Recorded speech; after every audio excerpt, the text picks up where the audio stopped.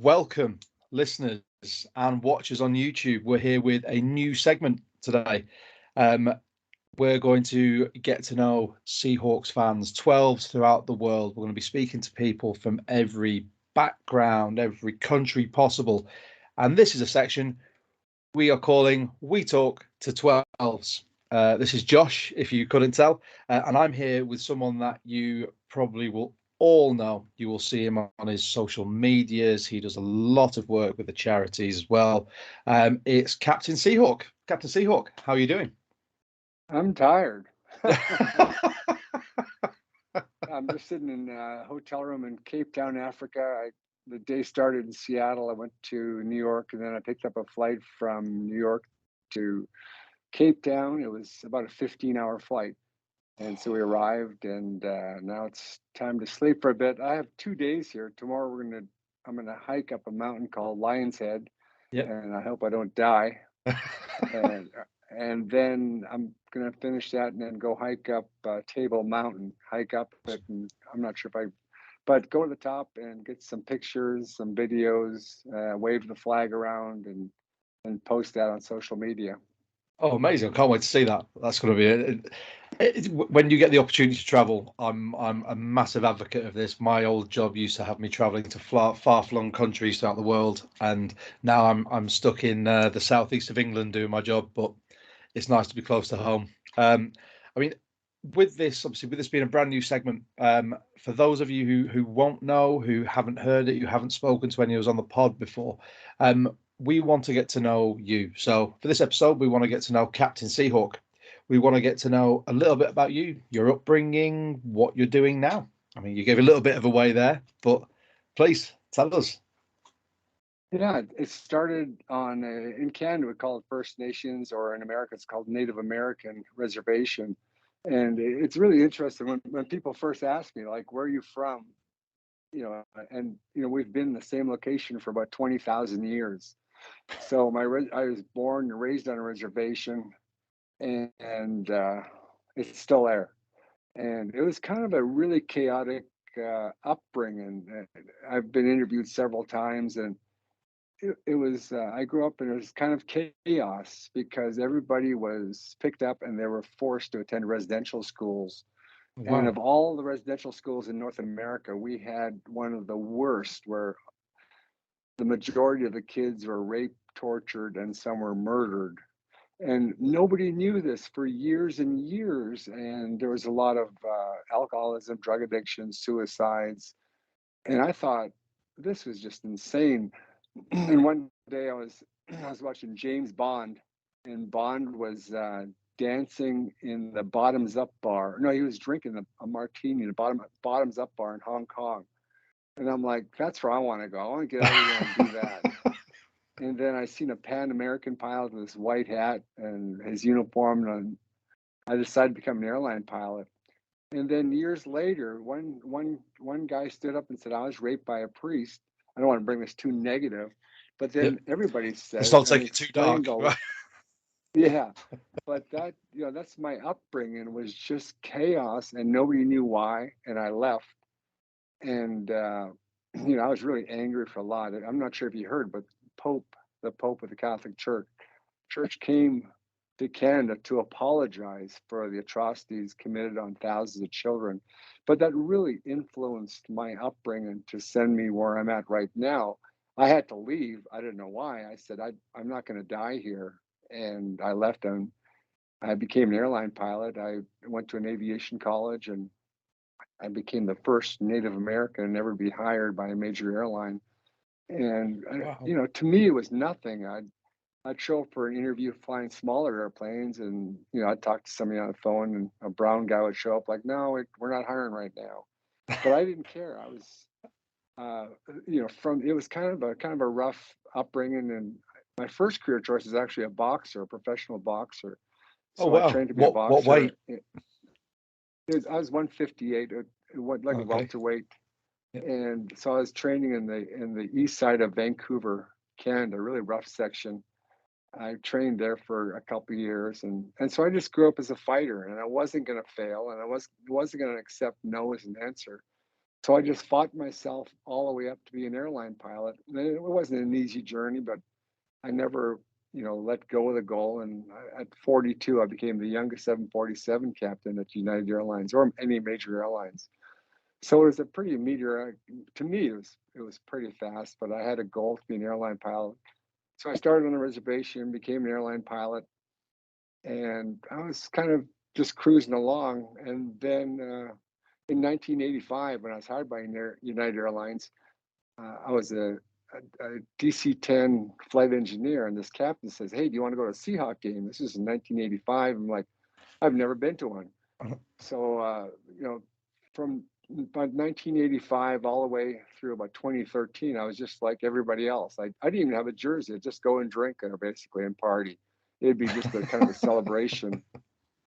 And then we won the Super Bowl, and some professors at Burke Museum did research on the logo, and lo and behold, the headdress came from my Native American tribe, the Kwakwaka'wakw on Wow. Vancouver Island.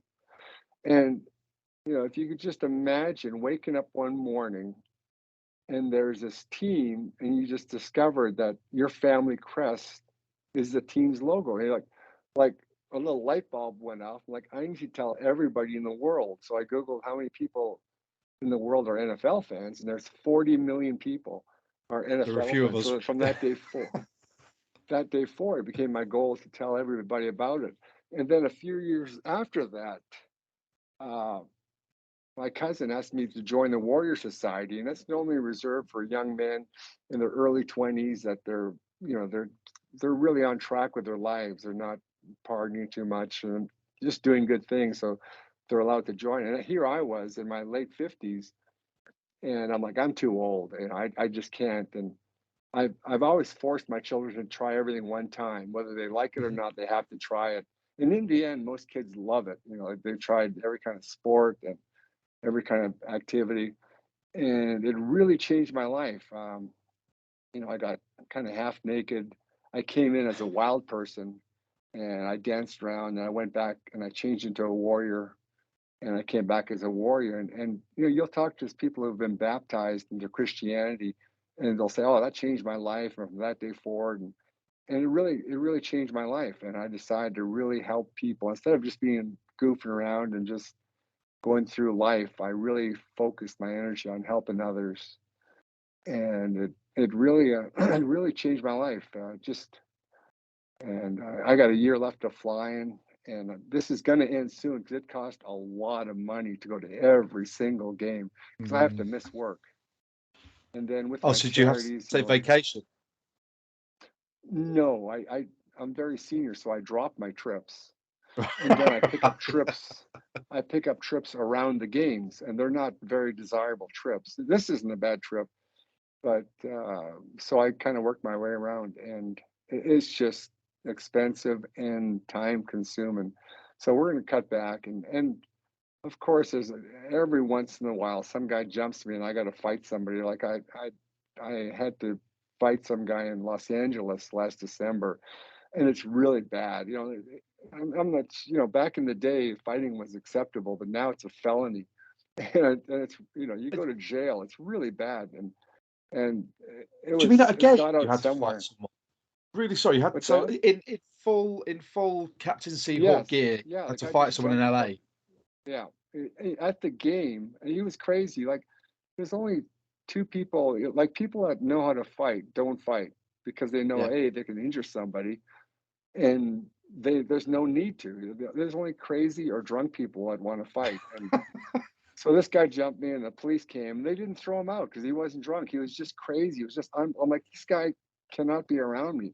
So I went to my boss the next day. I'm like, hey, boss, that you'll probably see a video of this, but I was, I this guy jumped from behind, and he says, you just can't keep doing this. It's like once or twice a year somebody jumps me. It's really crazy. So there's that, the money, the time, and so we're probably just going to scale it back to just home games. And I've Yeah. been saying this for a couple of years now, but it's so addictive. It's just so crazy, and it the Captain Seahawk just seems to keep snowballing. I'm getting more interviews, and there's more stuff, and the players are getting really close. We meet the players on the road, and it's one thing, just like, hey, Quandre or something. Like I was walking through a hotel lobby and Quandre's, Captain Seahawk, come here. So I go over there. He introduced me to his family. We sit down and, when we Wow. meet his wife and his kids, and we just, how are you? Where are you going and what are you doing? And that's probably the biggest part is really get to know the players on a one-on-one. And of course, on game day, it's kind of funny because they really get into a game mode and they block everything out and they have their headphones on. They'll run right past me, and I don't take it personally. I'm glad they're more focused on the game than getting autographs. But every time they see me, they stop. I'll have a litany of stuff to sign, and it's just my brain is just like I had this last game. I had a West Virginia Geno jersey. I had a Sean Alexander jersey, and I have different markers for every one because on the yellow the black works, and then on the white the silver looks better. And I got to shake it. And it's just utter chaos trying to get all these autographs. Then I go home. I got to take pictures, and I start a new charity. I try to do it every week, but I'm just doing this by myself, and it's a lot of work. And I really I get behind sometimes, but in the end, once I push send on the check, it's very rewarding. And I tell people, when people stop sending me money, I'm going to stop doing this. But people just continue to send me money, and it's more and more. And I'm grateful for every dollar, and 100% of it's sent. And that's kind of my donations. I donate to other charities myself, and we attend charitable events. But that's just part of me giving back for what I've given, I've gotten, and I've done a lot, and just keep doing it.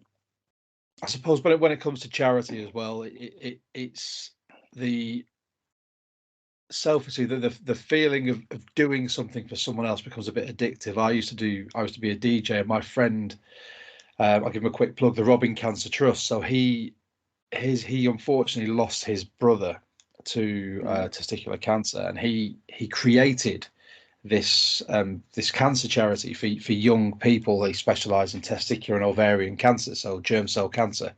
And he started by doing charitable gigs at the bars that I used to DJ at, and then we used to do them all for free, and we'd help with the collections. We'd go and do the various fairs and festivals they were at, and the fact that you're helping spread the word and you're helping give back, it's such a fantastic feeling. So I doff my cap to you, sir, for doing all that. It's fantastic. I mean, anyone who spares their own time to do something charitable, in my eyes, is an absolute legend. I can't get over Yeah. that.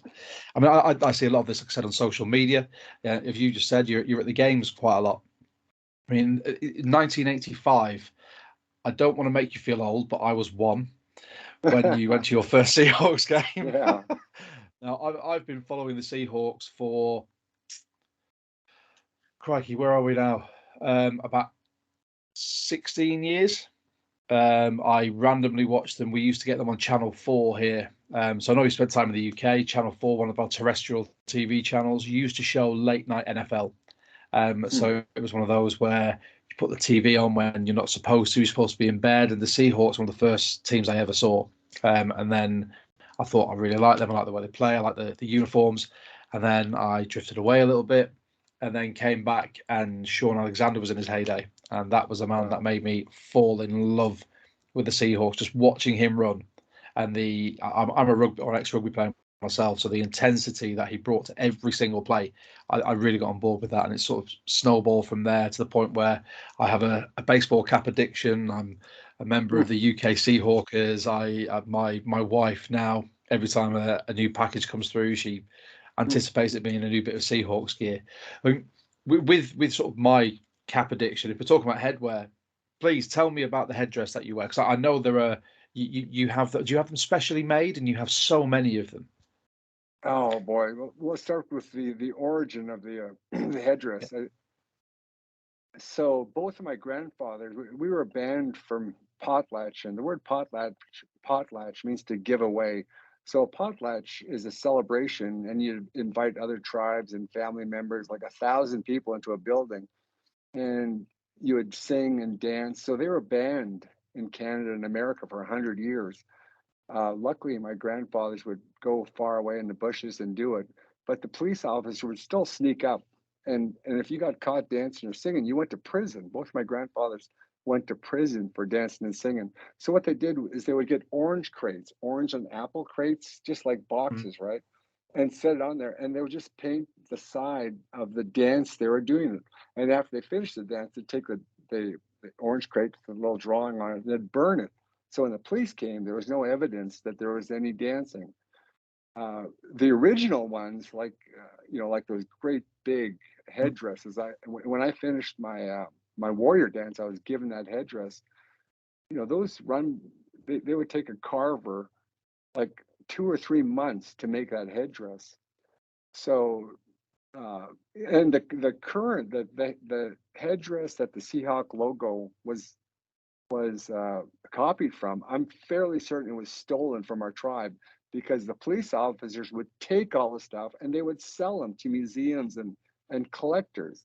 Oh So right wow. now, that headdress is sitting in the University of Maine, and one day when I'm retired, I might just walk in there and pick it up, like, hey, we're taking it Th- back now. Thanks for Yeah, this is borrowing it. mine now. Yeah. Yeah. So I was sitting in a coffee shop one day trying to think what to do with I just had a foam head, and it all started Mm. years ago. And in 2012, I just had a foam head hat on. Some guy said, "Can I have a picture with you?" I'm like, "It's a foam head. Go to foamhead.com and get your own." And then I started to put a little bit of dreadlocks, just short ones, because I seen Marshawn Lynch with dreadlocks. And then I was sitting in the coffee shop and I seen this plaque, a Seahawk plaque. I'm like, wait a sec, what if I did that? Asked the guy to make it like an orange crate. So I found the guy and I tried to tell him the story, and like, what are you talking about? I said, come on out here and we'll figure this out. And so we just started doing it, and they just sucked. They were too big, they were too little, they weren't balanced. And I probably went through about 30 of them. In the meantime, I was giving them out. Like the first one I gave to Pete Carroll. That's sitting in his office. Oh, And awesome. then I started selling them for charity. The very last one I gave was to DJ Dallas. Uh, in the last game last year, DJ Dallas was going to, I said, I see everybody jersey swapping, and DJ Dallas kind of walk around by myself. I said, hey, DJ, I'll swap you his headdress for your jerseys. Okay, we'll do it. So he couldn't get the jersey off. And he says, just give it to me in Seattle. So I gave it to him in Seattle, but I think he forgot. I think something happened, because now he kind of Oh. avoids me, because it was a wolf gray jersey. It was kind of at the moment. But so Marshawn Lynch has one. It's sitting in his dining room. I gave that to him after the Green Bay game, and it was Yep. we lost the playoff game. It was snowing, it was cold, and Marshawn was just pissed. He was angry. He was out of shape, and we lost, but I got to see him in Las Vegas last year, and he just like cracked up. You never see Marshawn laughing, and he was so happy to see me. I'm like, yeah, I got these dreadlocks from you, and I'm glad you got. I really love playing you. I'm just like a 16-year-old or 12-year-old boy. When I see players, I just start stuttering. I'm so Yep. happy. Fanboy. So Yeah. yeah, so the headdresses, they really evolved, and then unfortunately my headdress maker decided to end his life, and I was so mad. I went up there, and I never he was a Vietnam vet with some issues, and I went up to his place, and I was so mad at him. Like, just don't be a jerk. Without you, there's no Captain Seahawk. Let's put it that way. Let's start there. Like, you have no idea how much you mean to everybody. And so we just, I went up and visited him, and we just talked, and like, what was the greatest moment in your life? What was the saddest moment? I knew he was going to end, and so as you know, when somebody wants to end, there's no stopping them, and he did. And in his will, he gave me everything, all the templates of all the stuff. So I and right now I've got Wow. kind of like a 1 year mourning period where I'm not going to build any more headdresses. I'm actually running out, because I've been giving them away or selling them for charity or raffling them off. So in a year, I'm going to start looking for a woodworker. But he was just an amazing craftsman. If you ever get to see my headdress up close, they're just amazing pieces of work. I have two designs. One's a Seahawk design, and the other one's from my cousin Andy Iverson. Everson. He's a world famous artist on Vancouver Island, and he did his version of the Seahawk logo. And I called him up and said, "Hey, Andy, can I borrow that design?" He says, "As long as you don't sell it for profit, you can use it." So I've used that design over and over. There's a male and a female version of the Seahawk, Wow. and then from there, so I have one, my hairdresser passed, so I have, that's him. Then I have a designer for my headdress. Then I have a person in Nebraska. I was just emailing them last night. Uh, they disconnected their email. They make my braids, my dreads, and I Yeah. wanted them to do a red and a black, red, and yellow for the German Seahawkers. So Mm. I need that because I got an interview coming up on Friday, and I wanted the Right. dreads, some German dreads. So I got the dreads, and then I got an artist. He spray paints. Uh, he's just an amazing artist, and what he does is I'll have an out wing. I've seen the ones that come Yeah, out. Yep. yeah. So he'll paint the outside, and then the inside he'll paint it. So for the salute to service, I don't know if you've seen the cancer one. The cancer one's outside, and then I posted on Facebook. I said, if anybody wants, on one side, I'm going to have those 12s that have passed due to cancer, and on the other side, I'm going to have cancer survivors. Within about 10 or 15 minutes, I've filled up both sides. And then I'd write their name down, and I'd take a picture, then I'd text them the picture so they all have a copy of their name or their loved one's name on my headdress.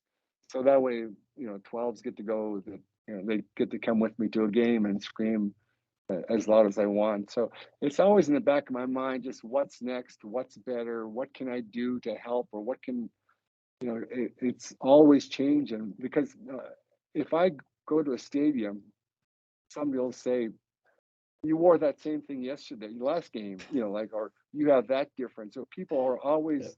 looking what I'm wearing, and it kind of brings excitement. So I'm always changing my costumes, changing around, and it's just a never-ending project. So I got that, and then I have this lady named Syl. She blings it. She puts the rhinestones on it. So it's a total of You've about got a five. whole team working on them. Yes, there's five people that put a headdress together, and it's really crazy. Each one is a piece of art, and like I did one for 12s that passed due to COVID. So the Mm. first game back from COVID, I said, is there anybody want to put their name on my headdress for those that passed? And I filled it up right away, and I just don't know what to do with that headdress because it's really personal. It's really I have probably about four friends on there, and I don't want to really raffle it off or give it away. And the Super Bowl one is probably my biggest masterpiece, and I don't know what to do with that either because in this last Super Bowl I went to, we weren't fans of either team, Mm. but it's kind of sitting there. So I still have some headdresses. It's ever changing. It's kind of the highlight of my costume. So that's what people see first. So I really put a lot of work into it and a lot of thought. I So saw the. I've been out to Seattle for work. I've been to the stadium, but it was outside of the season, so I was absolutely mortified. I've not been to a game in Seattle yet. It's on the bucket list, and I've just got married, so I'll have to wait until the funds clear first. But I went to the London game, and I saw you were there as well. I didn't get the chance to come and see you though, and I was absolutely gutted, because I was following it on, because I was working a night shift, so I was following all your posts on Instagram and everything as well, just to see exactly what you were doing. And I thought, it'd be amazing if I could sort of get a photo, because I like I said, I've got a bit of an affinity for Indigenous people from around the world, and I thought that'd be absolutely fantastic to get a photo, and then I can sort of try and spread the word as well. But we're doing it here now, which for me is even better via the medium of video and audio on our podcast. So we're on to a winner. I mean, based we've discussed, see where you've come from, which is it's a real fight to, in my opinion, a fight to the top from where you started to where you are now. Because I've knowing people that have been aircraft pilots, that it's a bit of a slog to get there. You've spoken about when you first got on board with the team and how it's evolved and grown, and the fact you said to me earlier how you tend to go to home and away games, and at some point maybe that might die down a little bit. What are your current thoughts on the Seahawks at the moment? I mean, we on the pod we have our favourites. You mentioned one of them, DJ Dallas. We love the Wolf on our podcast. Tariq Woolen is currently one of James's.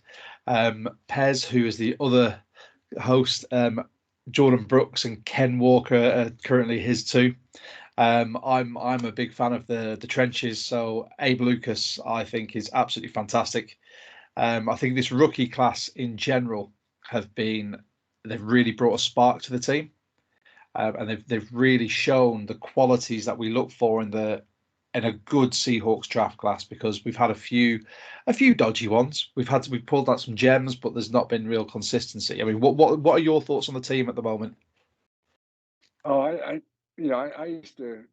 Football is like an incredible chess game. There's so many moving parts that, as you well know, as you're a professional at this, and I've sat down and tried to figure out, and I could never figure it out. And I used to post stuff on, like what's going to happen, my prediction, and it always backfired. But so I kind of just focus on the individuals. Like I met Gino about a week after he arrived, and I've always been a big Gino fan. And he was kind of moping around as the backup quarterback for years, and like, come on, Gino, you're next, you're coming up, you're ready. And I was so happy to see him. His quarterback rating's high, and he's doing great. Mhm. Tariq. I went to the first day of training camp, and I was talking to Tariq and just kind of BSing, and now we see him all the time, and he comes over, hey Captain, what's up? And he always signs, and it's really cool. But I think he's gonna finish off the season with 8 interceptions. That's my prediction, and he'll be the We've got the same. he'll be the defensive rookie of the year. But he's such a humble guy. He's yes sir, and just a polite, really nice guy. Uh, let's see. Yeah, the rookies are just amazing. The two guys up front, they are so serious. I haven't got their game day. They're both Charles and Abe. They just look straight ahead, and they're so focused. And but I really think we're this next game may I always say this is an important game, but if we can start winning and getting on track, I think we're really going to turn the corner. And like the Eagles, the Philadelphia Eagles are undefeated right now, and they always seem How? to crash. It's really scary, the teams that start fast, because they have no injuries. And we lost our number one defensive player, our highest player's gone, and so I've been watching this for a long time, and I just tell people, just sit back, relax, and then see what happens. Like, not one person bet the Cincinnati Bengals would be in the Super Bowl in Las Vegas, and there they were. And so, in any given Sunday, any team can win, and we have a chance of going. It's just getting, as you well know, getting all the pieces together, getting everybody playing together, and Jordan Brooks is doing a lot of stopping right now, and I I have high commented on hopes. your And Facebook post the other day.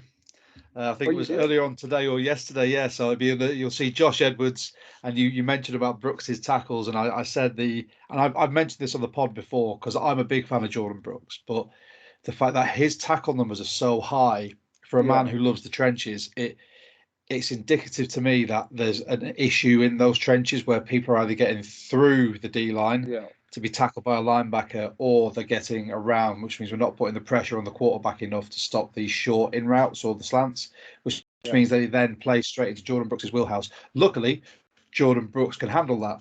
There are linebackers in the league that can't. But yeah, the fact he's getting the numbers, it screams that he's going to be, and we think this on the pod, he will be a defensive captain in a year yeah, or two.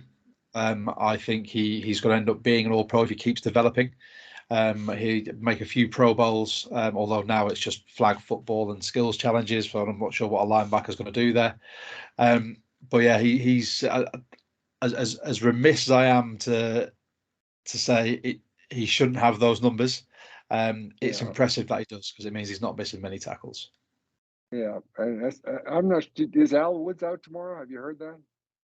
I think I've he's out. Is that? I looked at the inactives and I think he was so he was there was the solid inactives are definitely not playing, and then I think he's on the sort of maybe list. But I need to double Yeah, check. I tend to do a lot of my checking the day before. Well, today, so I'll be doing it tonight. After this, I'll have a full check just to because I need to adjust all my fantasy teams as well. yeah. He's Al. You know, if Al's healthy and Puna, those guys are really good blockers, and they put some pressure. It'll be interesting to see if Bruce Irvin, how he does. If he's able to get any sacks. But and another thing, the trade deadline's coming up soon, November 1st, and they moved some money around, so they might be doing some kind of splash and surprise us. But I see. It seems like I run into the general manager every couple of weeks, and I always want to ask him, like, how crazy is your brain? Like, I want to ask John Schneider, like, what day is your in total insane day?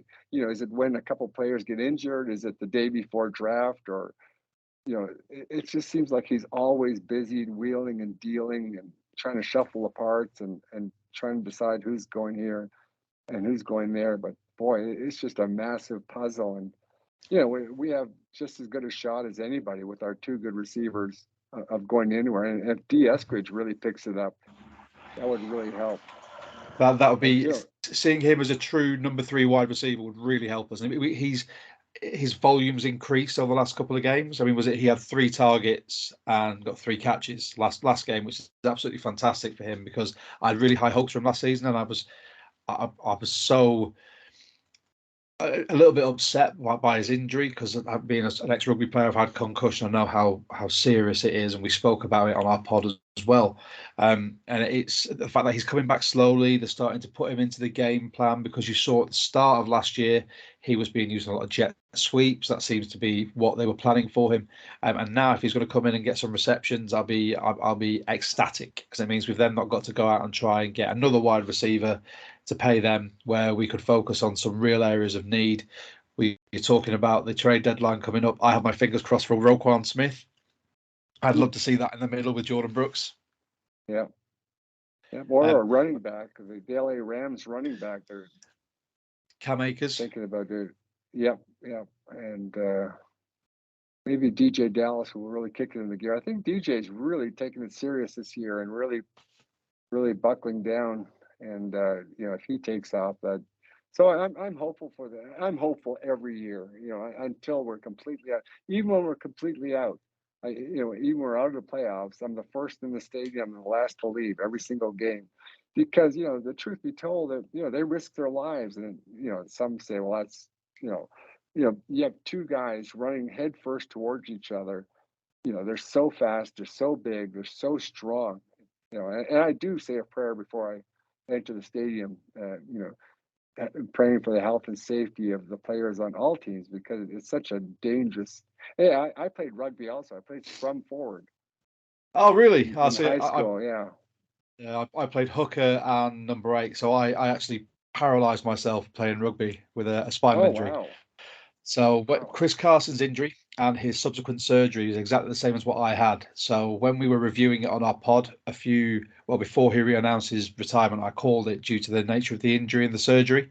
And I said, in a position like his where it's just head first all the time, it's not worth it because the Yeah. repercussions of that are not worth it either. So he made the very wise choice. I mean, I'm very much the same as you. You've played rugby, you know how competitive and the contact element of it. In American football, you are allowed to lead with the head, and Yeah. the chances for a spinal compression or an injury are huge, and that's something that no fan or player wants to see from Yeah. anyone, because it can be a freak accident that can do it. I mean, people like Cam Chancellor had to retire due to the same sort of injury, and it's not what we want to see. I mean, with that, Captain, I'm going to press you for one final question. What is your prediction for our win-loss by the end of the season? You don't have I to give me an answer, always but no. I always go 17-0, but I can't do 17-0 now. But I just predict a win every single game, and I don't know, that's why I probably scream so loud, or I'm just so excited. Just we're going to win every game from here on in. That's my prediction. 14-3. That's what I like to Yep, hear.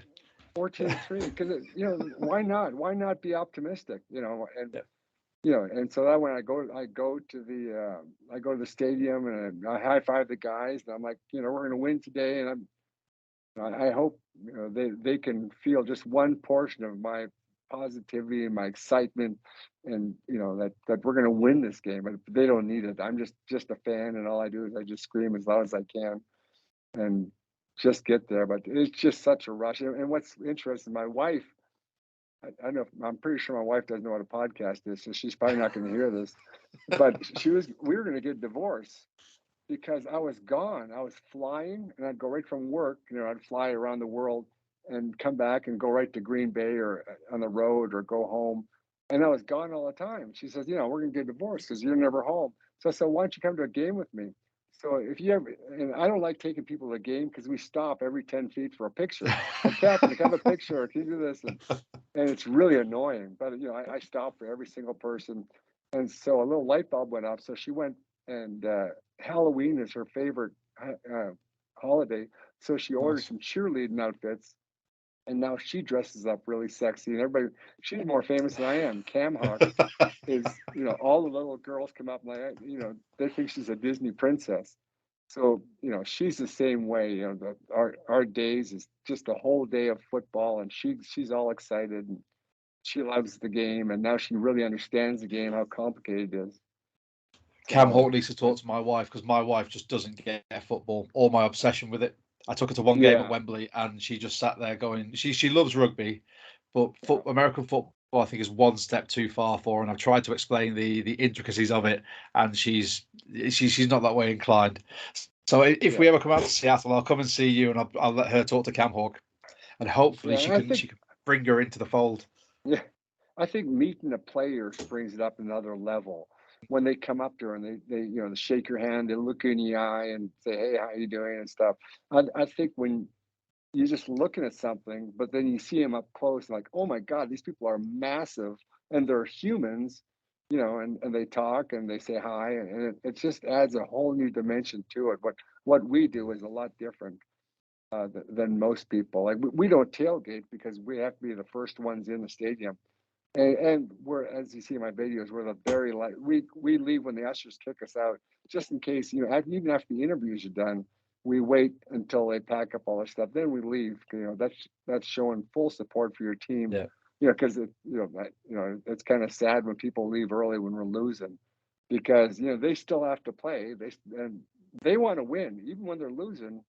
It's embarrassing to lose, and they're going to keep playing the whole 60 minutes. So we stay till the very end. We're the very last to leave the stadium. Good. I mean, that's, to be honest, I don't think any sportsman goes out there to leave, although there have been some stories from other teams in the NFL, but we won't go there on this pod. They're not our focus. Our focus is the Seahawks. I mean, with that, Captain Seahawk, all I have to say is thank you so much for being our first guest on We Talk to 12s. It's been an absolute pleasure getting to know you and getting to know your background, your history with the team, getting to know a little bit about what makes you tick as a fan, because that's what we want to hear and that's what we're about. I mean, I will happily be telling everyone where to follow you, but if you'd like to tell everyone where to follow you on social media, now's your time, sir. All right, Facebook, it's Captain Seahawk and Cam Hawk. Instagram, it's Captain Seahawk NFL. Twitter, it's Captain Seahawk. TikTok, it's hard. Just doing the three of them is hard. I'm tipping my toe into TikTok, and that's Captain Seahawk also. But it's been my honor and pleasure. The more I get out there, the people will look me up. They'll see me on TV, and then they see what they can do, and they donate. It's I'm going to keep going for a little bit longer, but I appreciate all of the advertising and getting out there. Now, well, we just started our TikTok up as well. Our listeners will know where to find us, but I will make sure I put that on all of our posts. We'll be telling everyone that we've interviewed you through all of our social media posts, which will be on Instagram, Twitter. We now have a TikTok, so if I follow you, I expect to follow back as well. But again, thank you so much for your time. It's been an absolute pleasure. Give my best to Cam Hawk as well. And I can't wait to see what the season brings, and can't wait to see you at the games as well. All right, cool. Thanks. And Thank go you very Hawks. much. Go Hawks.